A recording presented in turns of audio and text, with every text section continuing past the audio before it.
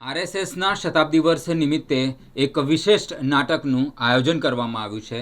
સંઘ કે તીન ભગીરથ નામના શીર્ષક હેઠળ એક ભવ્ય નાટકનું આયોજન કરવામાં આવ્યું છે. રાષ્ટ્રીય સ્વયંસેવક સંઘના 100 વર્ષ પૂર્ણ થવાના અવસરે વડોદરામાં સંઘ ગંગા કે તીન ભગીરથ નાટકનું ભવ્ય મંચન યોજાયું છે. આ નાટક સંઘના પ્રથમ 3 સરસંઘ સંચાલકો ડૉક્ટર કેશવ બળીરામ હેડગેવાર, પરમ પૂજ્ય ગુરુજી એમ.એસ. ગોવલકર અને બાળાસાહેબ દેવરસના જીવન પર આધારિત છે. નાટકની શરૂઆત ડૉક્ટર હેડગેવારના બાળપણથી થાય છે અને 1925માં સંઘની સ્થાપના પાછળના તેમના રાષ્ટ્રપ્રેમ અને વિચારોને સુંદર રીતે રજૂ કરવામાં આવ્યા છે. 1925થી 1995 સુધીના સમયગાળા દરમિયાન સંઘનો વિકાસ કેવી રીતે થયો અને આ 3 ભગીરથો એ સમાજ અને રાષ્ટ્રના મૂલ્યો માટે કેવી રીતે પોતાનું જીવન સમર્પિત કર્યું તેનું સચોટ ચિત્રણ અહીં જોવા મળે છે. ભારતભરમાં અત્યાર સુધી આ નાટકના 76 પ્રયોગ સફળતાપૂર્વક યોજાઈ ચૂક્યા છે અને વડોદરામાં યોજાયેલો આ 77મો પ્રયોગ છે. સંઘના શતાબ્દી વર્ષને યાદગાર બનાવવા માટે આ એક અનોખી પહેલ કરવામાં આવી છે જે નવી પેઢીને રાષ્ટ્રભક્તિના સંસ્કારો પૂરા પાડશે. नहीं, सारे बच्चे केशव की तरफ देखने लगे. मैं तभी समझ गया कि ये लीडर है. तो मैंने उसे फिर डांटा, फिर पूछा कि केशव ये सब क्या कर रहे हो, मेरा घर गिराना चाहते हो क्या? उसके बाद जो उसने मुझे बताया वो सुनकर मैं तो रोमांचित हो उठा. अरे भाई, इतनी सी आयु में इतनी बड़ी सोच. गुरुजी, आप हमारी उत्कंठा मत बढ़ाइए, जल्दी बताइए. अरे भाई, बताता हूँ. तो केशव कहने लगा कि हमारे नागपुर के सीताबर्डी किले पर जो अंग्रेजों का झंडा है ना, यूनियन जैक, हम उसे उतार कर हमारा भगवा झंडा फहराएंगे. उससे हमारे भोसले राजा का शासन आ जाएगा और हम स्वतंत्र हो जाएंगे. जैसे छत्रपति शिवाजी महाराज सुरंगें खोदकर किले जीतते थे, हम भी वैसे ही करेंगे. अरे भाई, ये सुनकर मैं तो पुलकित हो गया. ऐसे छात्र पर कौन गुरुधन्य नहीं होगा. मैंने तो मनी मन उसे आशीर्वाद भी दिया. नमस्कार. जल लीजिए, मैं दूध लेकर आती हूँ. भाभी, उसकी कोई आवश्यकता नहीं है. गुरुजी, सुबह का दुग्धपान स्वास्थ्य के लिए लाभदायक ही होता है. सच कहा शास्त्री.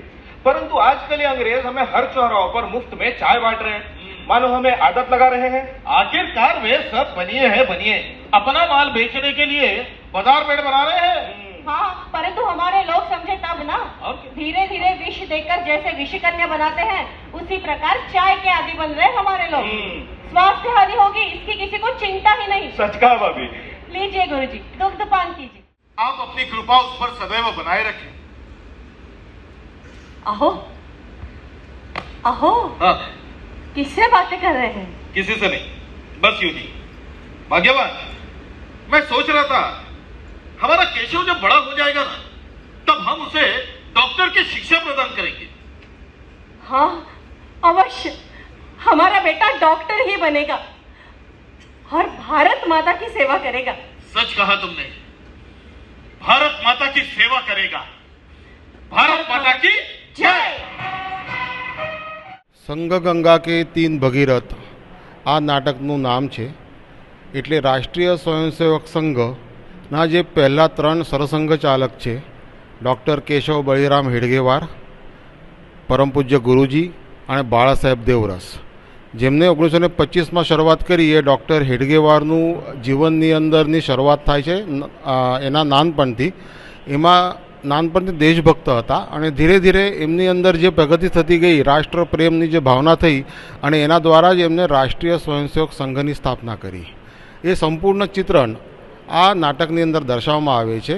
1925થી લઈને 1995 સુધીનો સંપૂર્ણ કાલાવિધિની અંદર કેવી રીતે સંઘ વધ્યો અને એની અંદર આ 3 ભગીરથો જેમને પોતાનું સંપૂર્ણ જીવન આ દેશ માટે, દેશના સમાજ માટે, સમાજના મૂલ્યો માટે આપ્યું છે, એનું સંપૂર્ણ ચિત્રણ કરવાની અંદર આવેલું છે.